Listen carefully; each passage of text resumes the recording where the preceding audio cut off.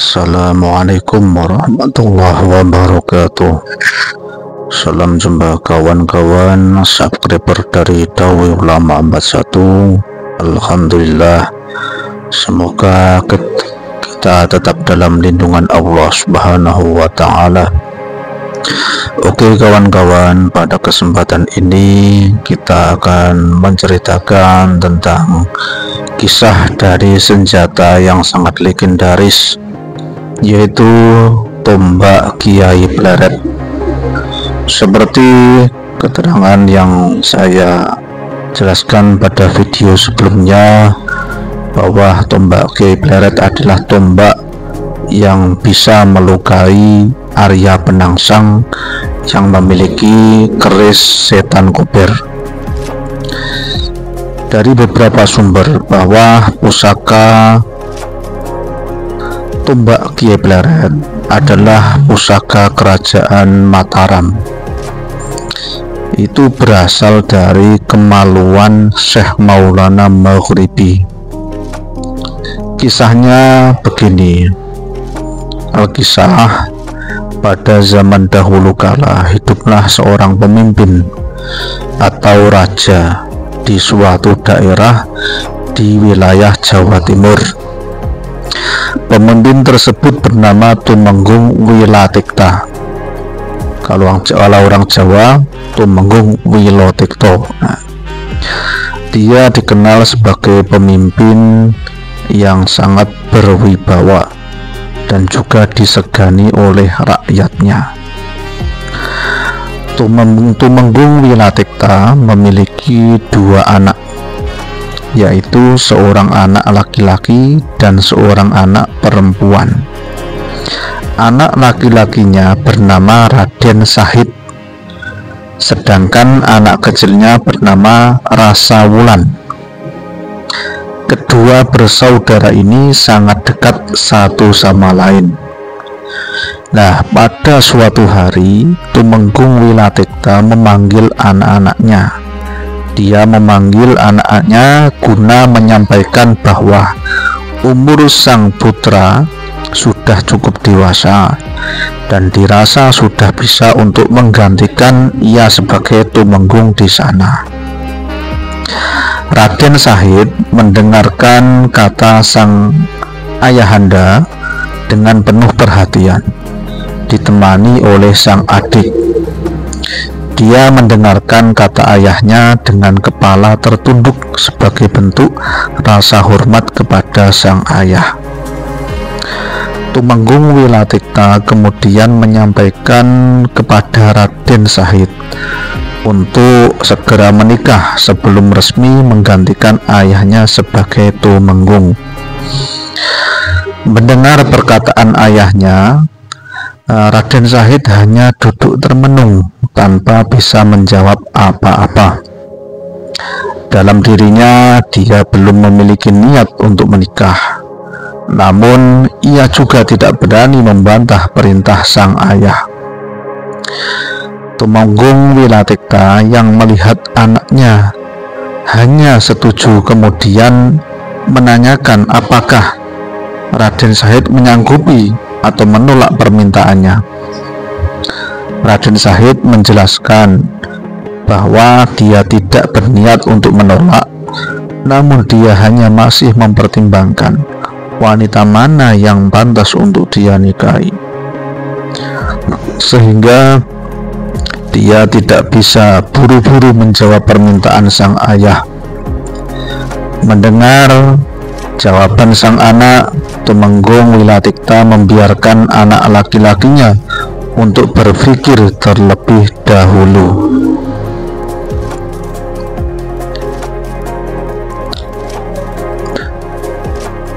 Singkat cerita, setelah selesai dengan sang putra, giliran anak perempuannya yang bernama Rasa Wulan yang diberikan wejangan dari sang ayah bahwa ia harus siap-siap apabila ada lamaran yang datang kepadanya. Rasa Wulan hanya mengangguk dan kemudian pamit meninggalkan sang ayah.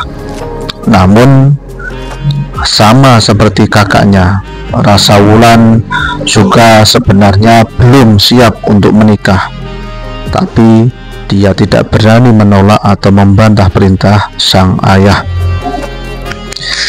Pada malam harinya, Raden Syahid merasa gelisah dan tidak bisa tidur mengingat perkataan ayahnya. Karena tidak ingin dipaksa untuk menikah, Raden Syahid memutuskan untuk melarikan diri dari rumahnya. Kaburnya Raden Syahid tidak diketahui siapapun kecuali Rasa Wulan yang mengetahui kamar kakaknya kosong. Dia merasa heran kenapa kakaknya kabur sendirian.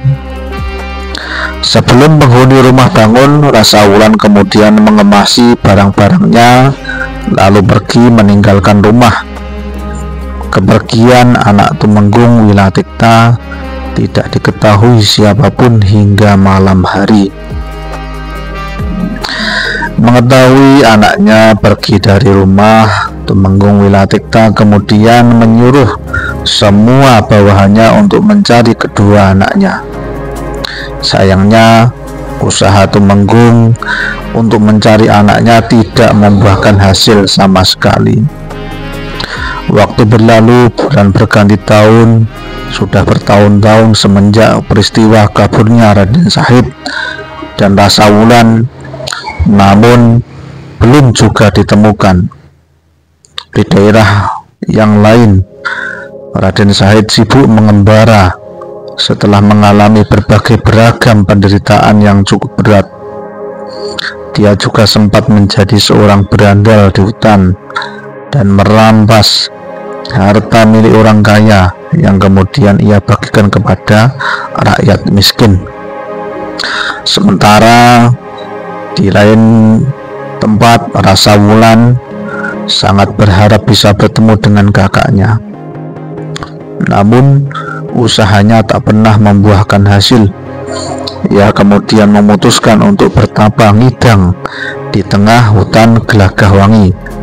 Jadi tapa ngidang itu adalah bertapa puasa, tapi untuk berbuka dan sahurnya itu menggunakan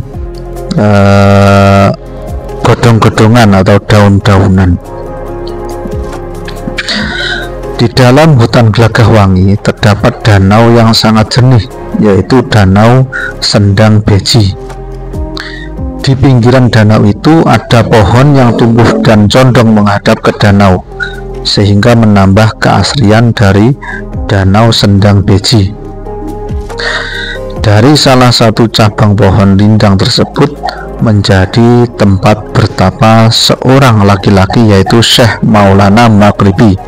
Nah, inilah awal mula dari pusaka tombak Kiai Pleret. Dia bertapa ngalong atau bertapa seperti kelelawar yang sedang tidur di pohon. Jadi bertapa ngalong atau bahasanya topo ngalong itu adalah bertapa tapi kepalanya di bawah lalu kakinya di atas. Nah, jadi seperti kelelawar. Kalong itu kalau bahasa Indonesianya kan kelelawar. Di suatu hari, Rasa Wulan berniat untuk mandi di seberang danau Sendang Beji. Tanpa berpikir apa-apa, Rasa Wulan kemudian membuka seluruh pakaiannya dan mulai mandi di danau itu. Jadi saat itu Rasa Wulan yang mungkin beberapa hari tidak mandi, melihat danau Sendang Beji itu yang sangat jernih, tanpa pikir panjang dikiranya kan hutan. Ternyata di situ ada seorang bertapa. Tanpa dia mengetahui, dia langsung membuka baju terus dia mandi di danau itu.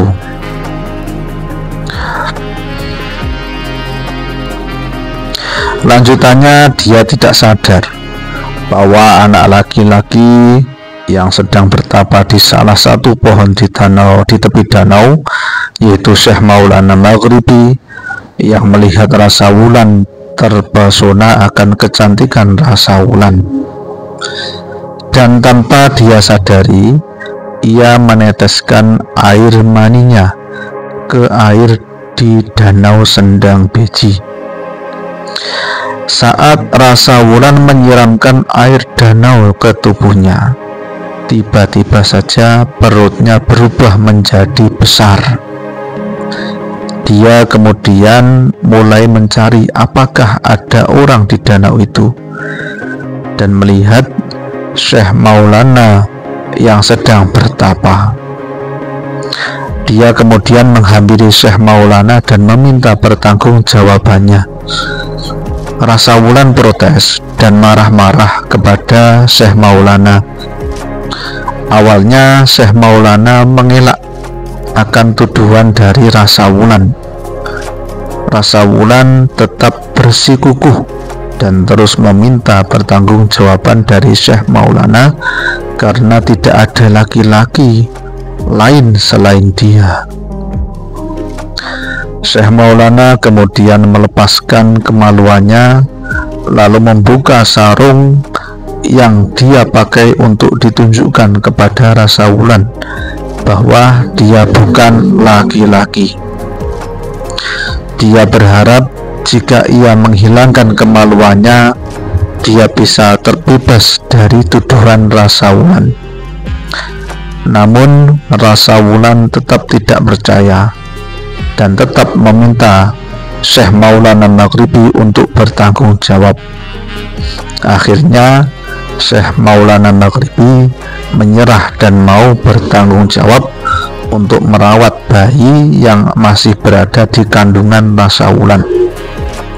Jadi ini bukan cerita halu, tapi melainkan orang dahulu itu memiliki suatu karomah atau kelebihan. Biasanya efek dari tirakatnya itu beliau memiliki keampuhan. Jadi walaupun kalau secara medis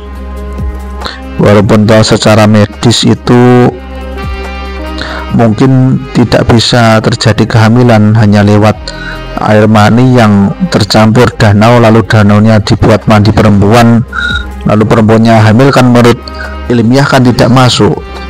Tetapi kalau lewat orang-orang dahulu yang mungkin dia itu memiliki keistimewaan dari Allah, kalau Allah sudah berkehendak maka bisa terjadi itu. Waktu berlalu, bayi yang ada di kandungan rasa wulan akhirnya keluar.